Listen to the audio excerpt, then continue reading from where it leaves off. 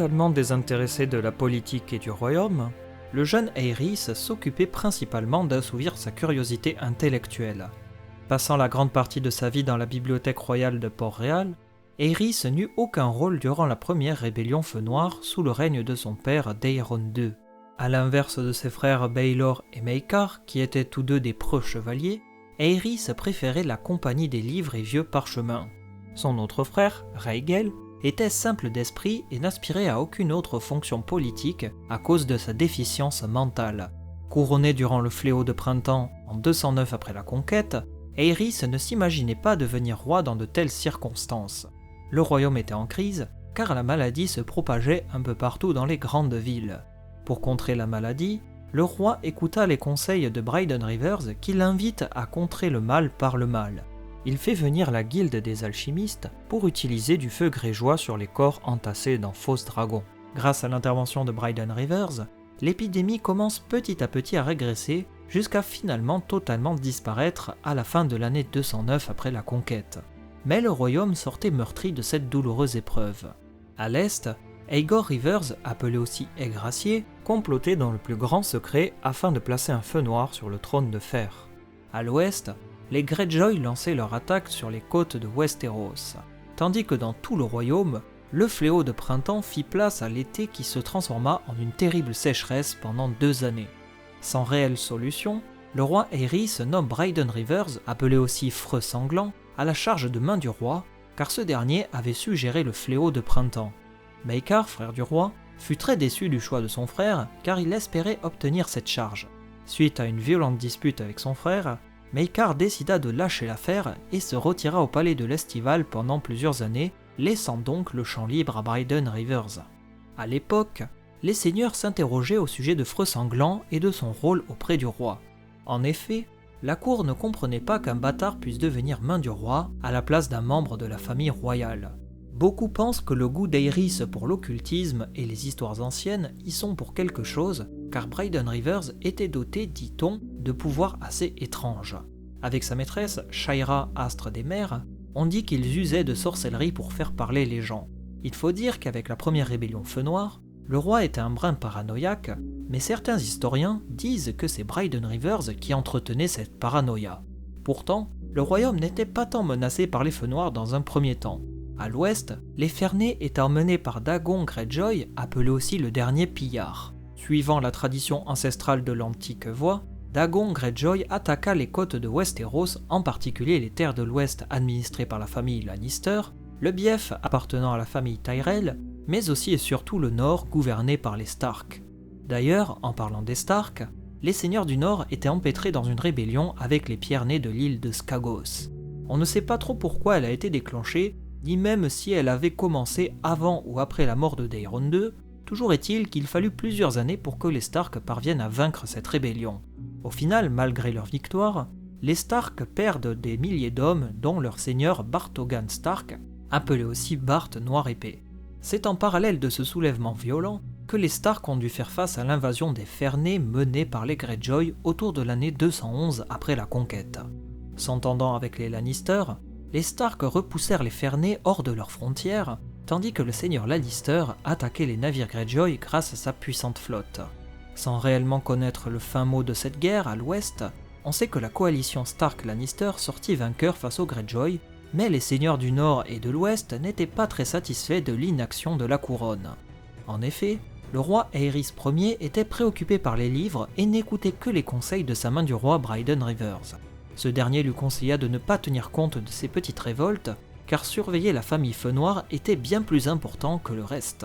Bryden Rivers était plus ou moins le seul à gouverner le royaume, puisque le roi Aerys lui faisait entièrement confiance. Il conseilla au roi d'engager des espions partout dans le royaume, afin de surveiller les seigneurs pour prévenir une nouvelle rébellion Feu Noir. Impopulaire suite à la grande paranoïa qui régnait à la cour, le roi et la main du roi semblaient perdre de leur puissance, d'autant plus qu'ils étaient isolés depuis le départ de Maekar. C'est cette faiblesse qui faisait naître chez certains seigneurs un esprit revanchard. Et cette revanche passait par un nouveau soutien direct à la famille Feu Noir en vue d'une nouvelle rébellion.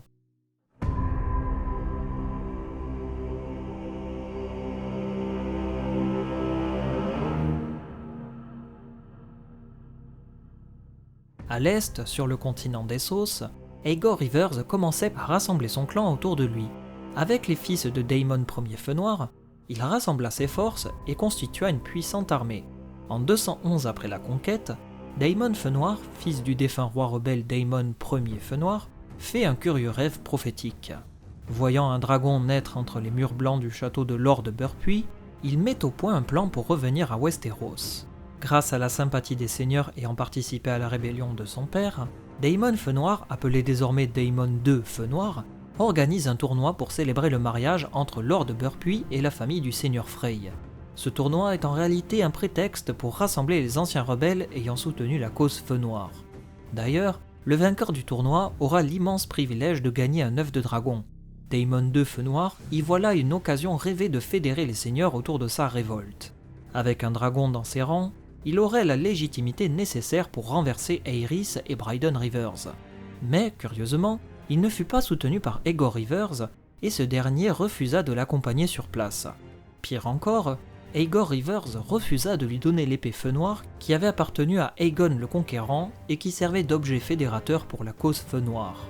Même encore aujourd'hui, on ne sait pas pourquoi Aegor Rivers refusa de soutenir Daemon II. Était-ce parce qu'il n'avait pas été convaincu par son plan? Était-ce parce que Daemon II se fiait à un rêve et à des seigneurs revanchards?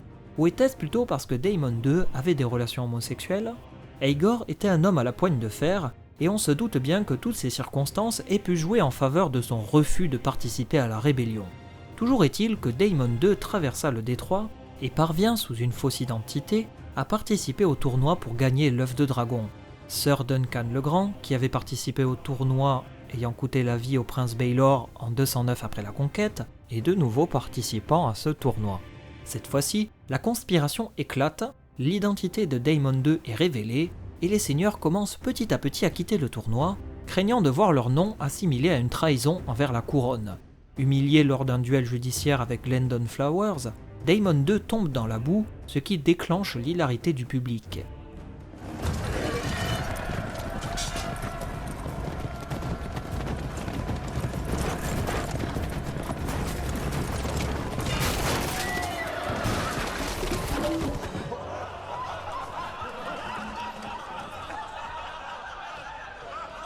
Ce que les rebelles ignorent, c'est que Bryden Rivers était au courant de la conspiration grâce à son réseau d'espions.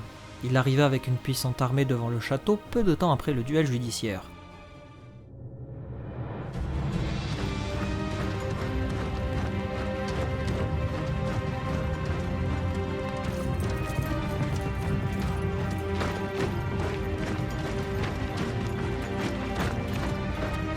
Daemon II se releva et essaya de galvaniser ses partisans, mais hélas pour lui, personne ne se leva.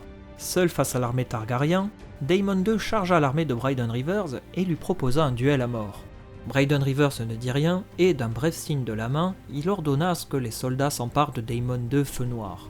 Ainsi fut donc stoppée la courte deuxième rébellion Feu Noir avant même d'avoir commencé.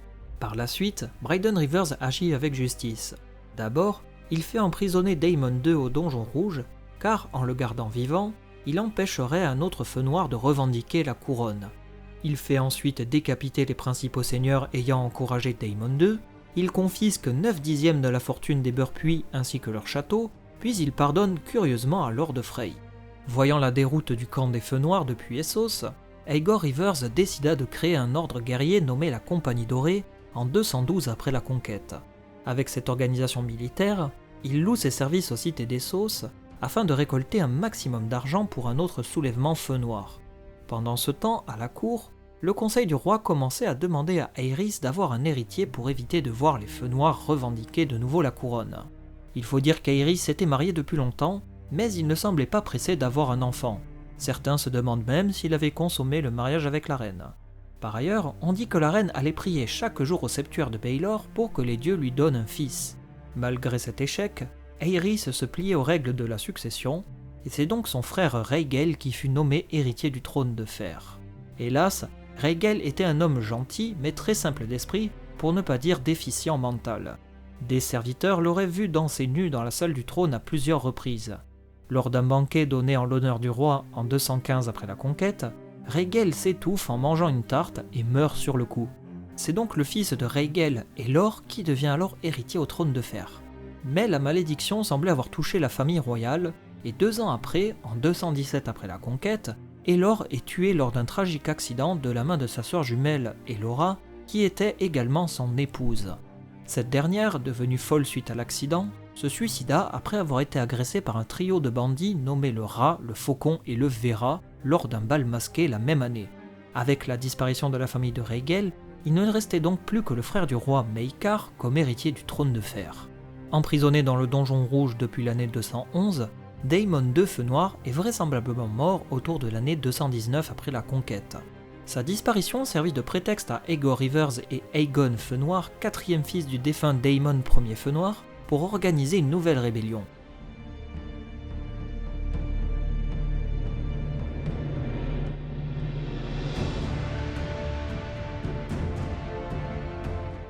Là aussi, en 219 après la conquête, il débarque avec la Compagnie Dorée à Westeros pour affronter les troupes d'Aerys Targaryen. Hélas, on ne connaît pas très bien les événements de cette 3e rébellion Feu Noir, mais on sait que plusieurs batailles et hauts faits eurent lieu. Le prince Maekar s'illustra en ayant le commandement des troupes aux côtés de la main du roi Bryden Rivers. De l'autre côté, Aerion le Flamboyant et Aegon, tous deux fils de Maekar, s'illustrèrent durant une bataille. De même, Aegor Rivers et Bryden Rivers s'affrontèrent de nouveau en duel lors de la bataille finale. Vaincus par l'armée Targaryen, les Feux Noirs sont défaits et Aegon Ier Feu Noir décide de se rendre. Hélas pour lui, il est assassiné par traîtrise et on suppose qu'il s'agit là d'un ultime ordre donné par Aegor Rivers qui refusait quant à lui de se rendre. D'ailleurs, ce dernier est désarmé par Bryden Rivers, puis enchaîné et emmené à la capitale pour être jugé par le roi en personne. Devant une grande cour réunie pour lui rendre justice, Aegor Rivers est jugé coupable de haute trahison. Malgré le souhait d'Aerion et de Bryden Rivers d'exécuter Aegor, le roi Aerys préfère envoyer Aegor au mur pour servir la garde de nuit jusqu'à la fin de sa vie. D'ailleurs, c'est suite à cette 3e rébellion Feu Noir que l'on perd la trace de l'épée légendaire Feu Noir qui appartenait à Aegon le Conquérant et qui était justement maniée par le prétendant Feu Noir. Aegor est emmené en bateau jusqu'à Fort-le-Vent, mais les navires furent attaqués dans le détroit par des forces loyalistes. Aegor Rivers est libéré et ce dernier part de nouveau conspirer depuis Essos avec la Compagnie Dorée. En plus d'être libéré, Aegor Rivers couronne début 220 après la conquête le fils d'Aegon Ier Feu Noir sous le nom de Daemon III Feu Noir. Cet acte jette donc de nouveau la menace du dragon noir sur le trône de fer. Aerys Ier gouverna encore le royaume jusqu'en 221 après la conquête. Totalement désintéressé de la politique et sans enfant, il laissa un royaume encore meurtri par les rébellions Feu Noir, bien que prospère. C'est donc logiquement son frère Maekar qui accède au trône de fer sous le nom de Maekar Ier Targaryen en 221 après la conquête. Contrairement à son frère Aerys, Maekar avait la réputation d'être un grand guerrier, sévère et dur comme la pierre dans ses décisions. Ce goût pour la guerre et la sévérité marqueront à jamais son règne, mais ça, vous vous doutez bien que c'est une toute autre histoire. Merci beaucoup d'avoir suivi cette histoire, et à très vite pour de nouvelles vidéos. Bye tout le monde!